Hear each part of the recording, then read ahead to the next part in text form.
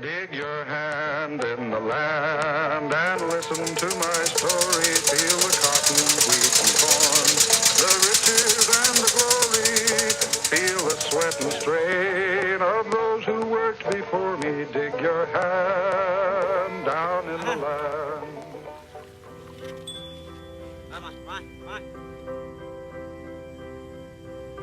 Global agriculture has changed more in our lifetime than in the previous 10,000 years. But as with all change, conflicts of interest have arisen. Nowhere is this conflict more poignant than in the story of seed. In this film, we'll look at how the seed has changed in farming and in our culture from a sacred element and the giver of life to a powerful commodity used to monopolize global food production. This conflict between farming and business, between knowledge and control, between truth and propaganda, lies at the heart of the story of seed. Once a company starts to see royalty collections from every seed, it pushes its genetically engineered crops to replace the native crops that farmers and peasants have grown over millennia. We don't know what is in the ecosystem. We don't know what we have in it. So it's nothing to do with feeding the world. It's nothing to do with tackling some of these huge issues we're facing today. It's about control of the food sector, of the food economy.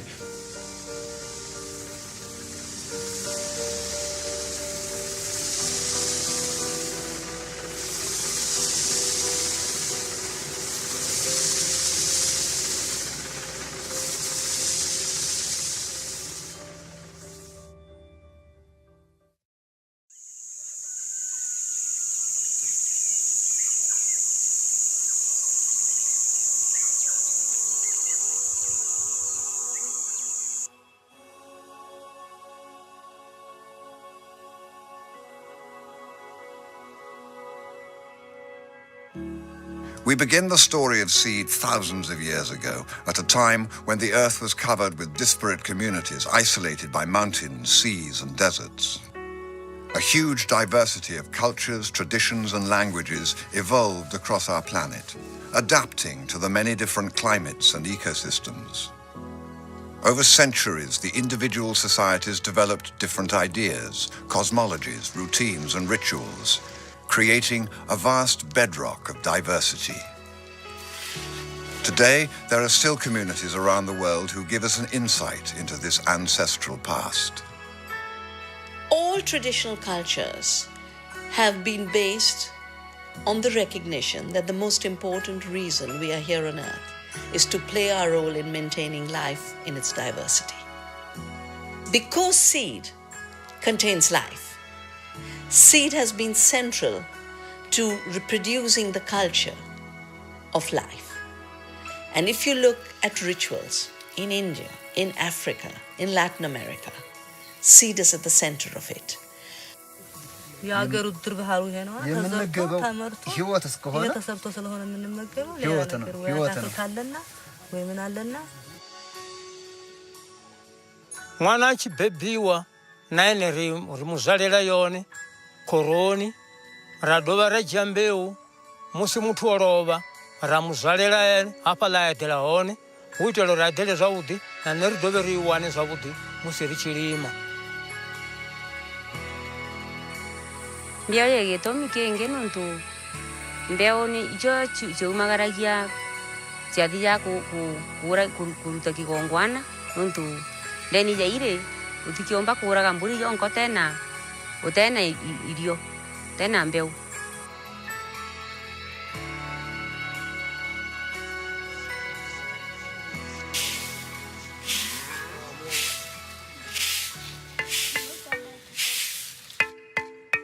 As our forebears diversified, so did their seeds, and thus their crops.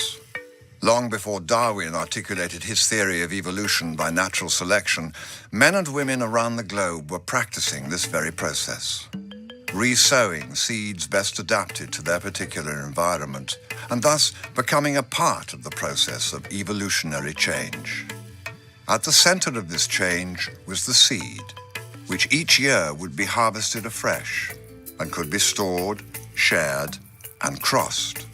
We are the inheritors of this rich global biodiversity. The more we look at seed and biodiversity, the more we realize that the level of intelligence in the seed itself and in the breeding that farmers have done by working with the seed has given us not just the highest level of biodiversity, but the highest level of quality of food, the highest level of nutrition. አንድ አይነት ቢሆን ከዘራ ጠፋ ያው የጠፋ ነገር ቅድም የተረጎምኩት ሊሆን ይችላል Farmers breed for resilience, and therefore they breed for cooperative arrangements. They don't breed one crop. They know they must have many crops because the climate changes. They know they must have many crops because nutritional needs are diverse.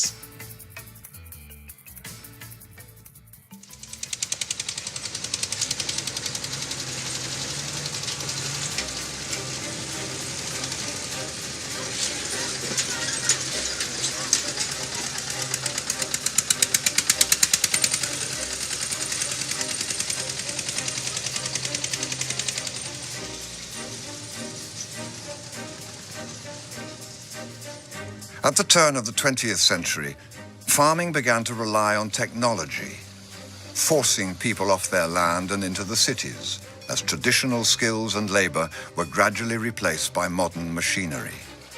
But as Europe became embroiled in 2 world wars, the chemicals produced for warfare were set to change the face of agriculture.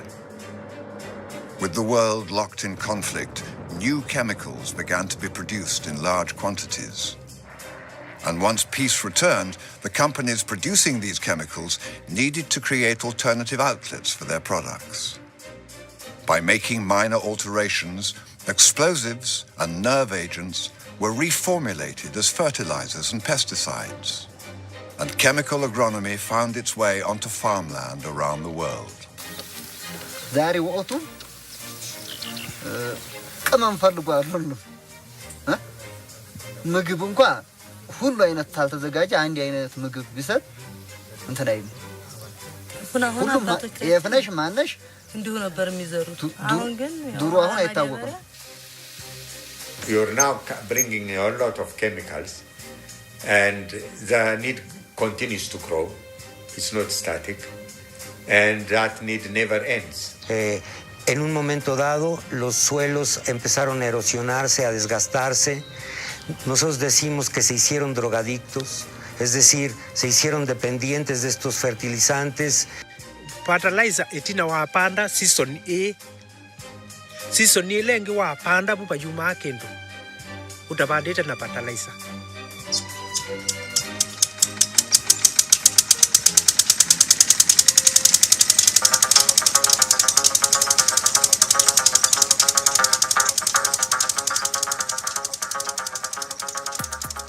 As the farmyard mechanized and chemical use increased, the story of seed was also about to change.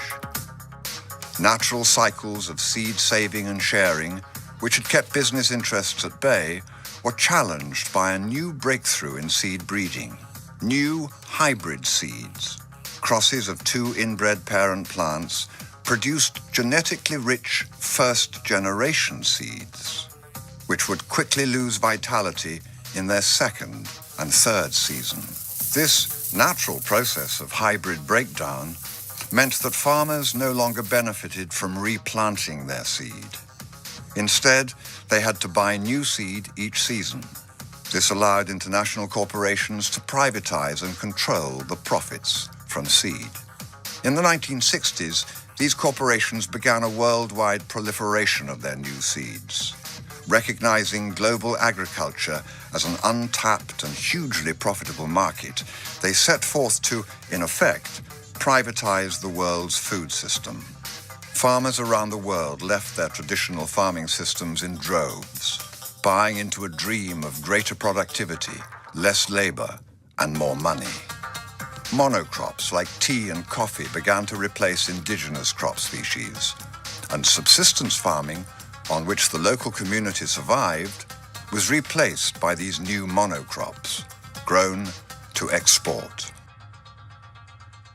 As global food output rose, traditional farmers were being seduced into this new system.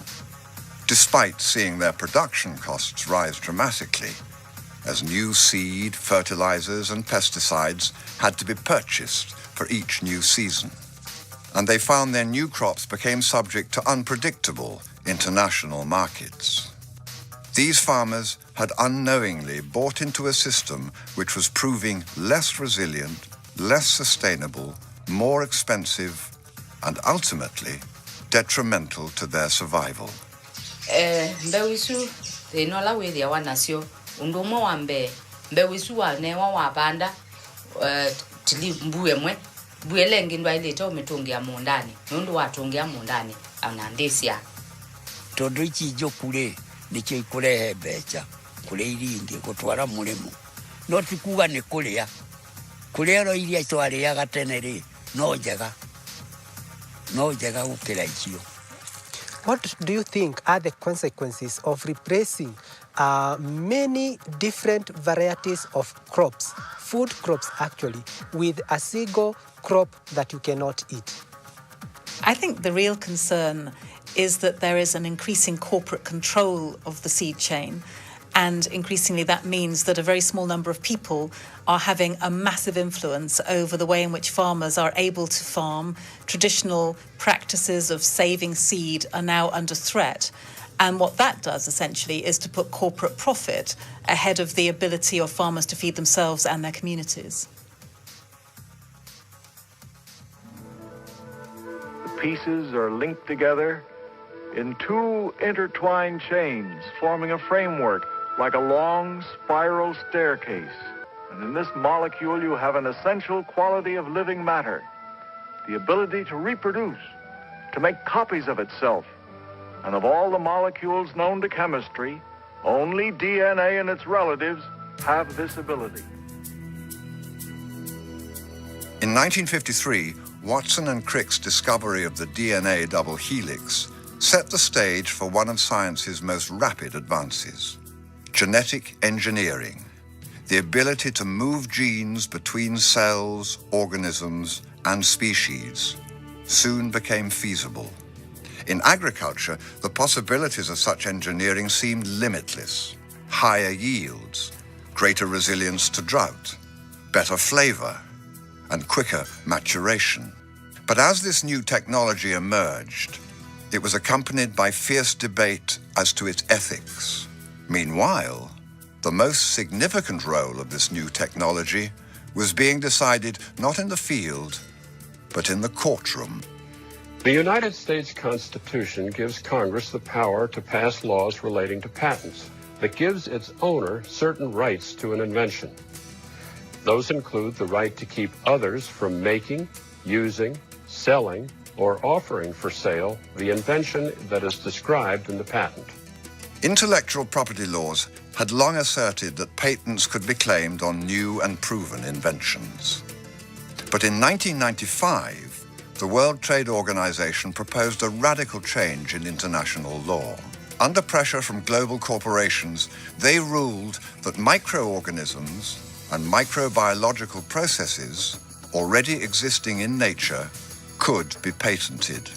Under this new law, a seed could be genetically engineered to contain particular genes which could then be patented and privately owned.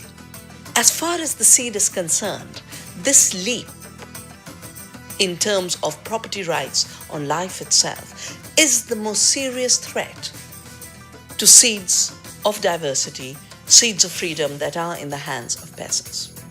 A year later, the agrochemical giant Monsanto produced the first GM crop in America, Roundup Ready soya, which was quickly followed by GM corn and canola.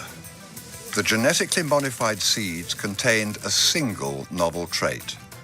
They'd been engineered specifically to resist the toxic effects of the chemical herbicide Roundup, Monsanto's #1 selling herbicide since the 1980s. To put in a gene for herbicide resistance, you now have a monopoly on the chemical as well as on the seed that is married to the chemical. They are chemical companies first, but they are seed companies second. That is their bit. If you can control the seed, you control the profit from growing food.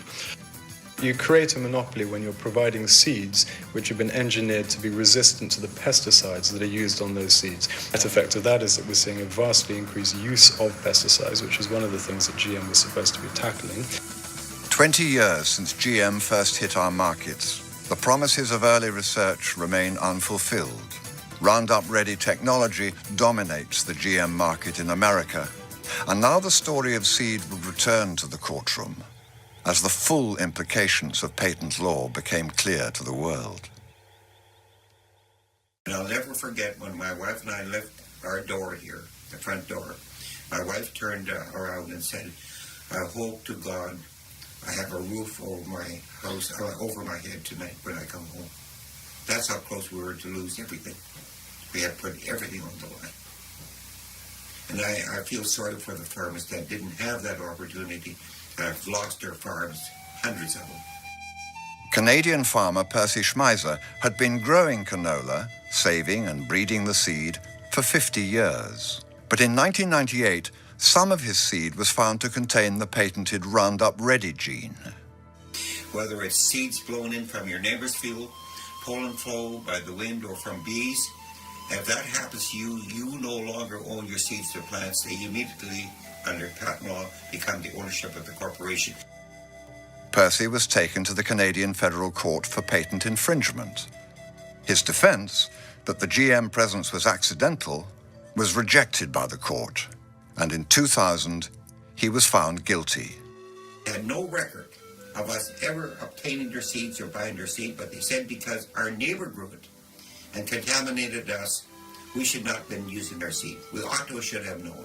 Well, that's completely impossible. A canola seed, whether it's genetic altered or not, or organic, it's identically the same unless you do DNA testing. To date, over 140 U.S. farmers have been prosecuted for the infringement of intellectual property over seeds.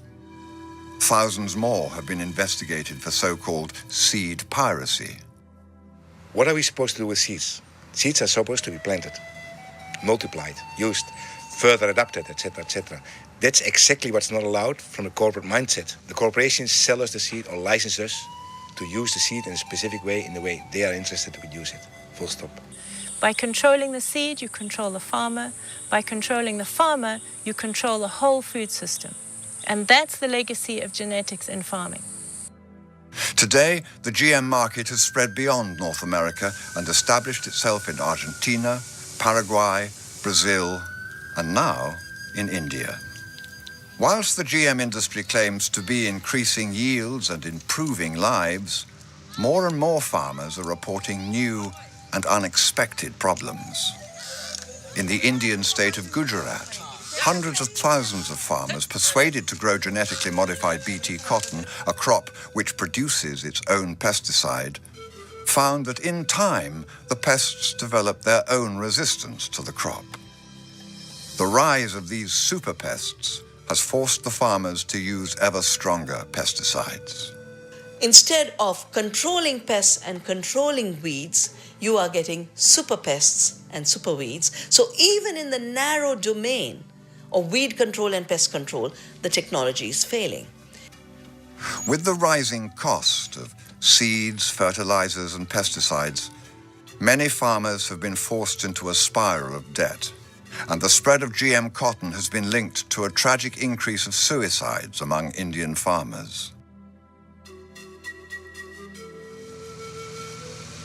In Argentina, thousands of small farmers have been forced to leave their land, unable to compete economically with highly mechanized monocrop farms.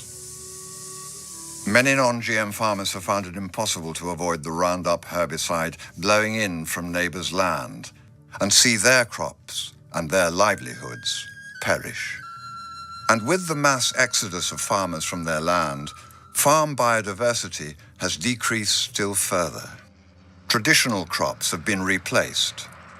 Herbicide use has risen dramatically, and hard-learned knowledge and farming systems have been elbowed aside. With the loss of diversity, you lose your security, because that diversity is synonymous with security. It also means improved livelihood, it means improved nutrition, It means improved division of labor. All this would be lost to one crop. We have to realize that diversity means survival. Diversity means being able to continue to produce, being able to continue to be a farmer. And without that, I think it's very important to realize that we're simply not being able, we will not be able to produce the food we need if we allow that this kind of diversity is further eroded.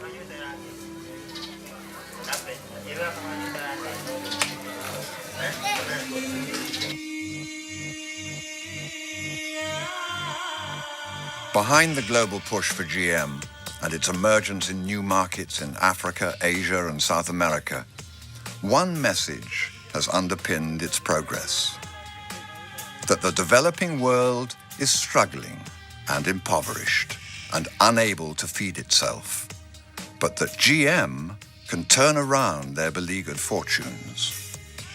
Pero en realidad todo se trata de un control por impedir que los campesinos tengan sus propias semillas y al mismo tiempo que haya una erradicación de lo que es la producción independiente de alimentos. Quisieran ellos ser las corporaciones los que tienen la producción de los alimentos en sus unas cuantas manos, en sus manos, ¿no?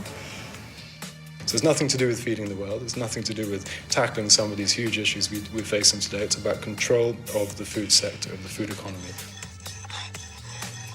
It is driven by the bottom line and the financial interests of those companies. It is not driven by any public spirited purpose. It's because genetic engineering is being brought to us by the old agrochemical industry, which is interested in maintaining its agrochemical sales of herbicides and pesticides, while also establishing a monopoly control on the seed, that genetic engineering has gone in a totally wrong direction as far as agriculture is concerned. Today, the seed and agrochemical industry has largely fallen under the control of just a few key companies. Hybrid seed corporations like DuPont and Syngenta, agrochemical companies Bayer and BASF, and the GM giant Monsanto. Within this concentrated center of power lies not only the massive profits from seed production, but the decision-making and agenda-setting which will ultimately establish the legacy of our global agricultural system. In this future, crop and seed diversity will be assigned to the dustbin of history at a cost that we're only beginning to comprehend.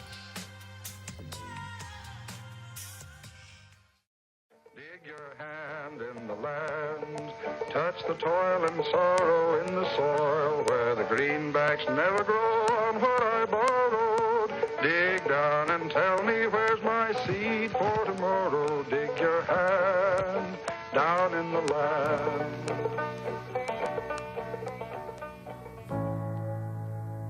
The agrochemical and GM industry claims that small-scale agroecological farming is backward and inefficient. But the reality is that in spite of the unrelenting pressures they face, it is these farmers who feed 70% of the world's population. These traditional farming systems use less land, less water, and fewer resources. They grow healthy, nutritional food and nurture greater crop diversity.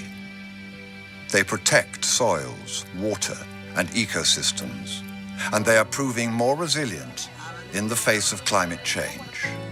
It is these farming methods that can show us the way forward for real food security.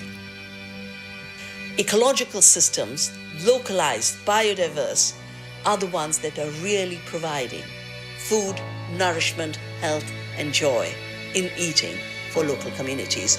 We need to decentralize our food system, and if we have to decentralize our food system, decentralized seed provisioning, seed sovereignty must become very much central to food sovereignty.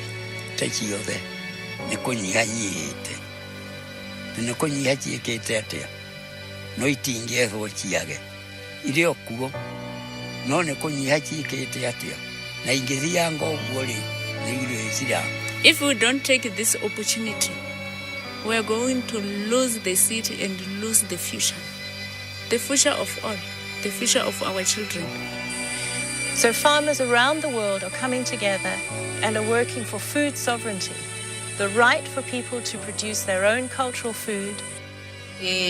Yukuima ko kwambe uisi ako kithio kitu ni wa kuimvika utani nundu ndumwe ciana ciakwa yisa kwitha na nza nundu ila na banda mwe ona kwimbua na kutembua nini ninguketha kana mubya. I don't think the public should ever underestimate the potential power that they have should they choose to use it. You know, who would have thought that Murdoch and News Corp could have been brought low by a sense of outrage. I think if we have a much bigger public debate around the kinds of agriculture that we want and the kinds of practices and techniques of some of those big seed corporations, we might just get that same degree of outrage and hopefully a system in the long term that's better for people and the planet. Then if we look at the ancestral way, we find the solution to rebuild what has been destroyed.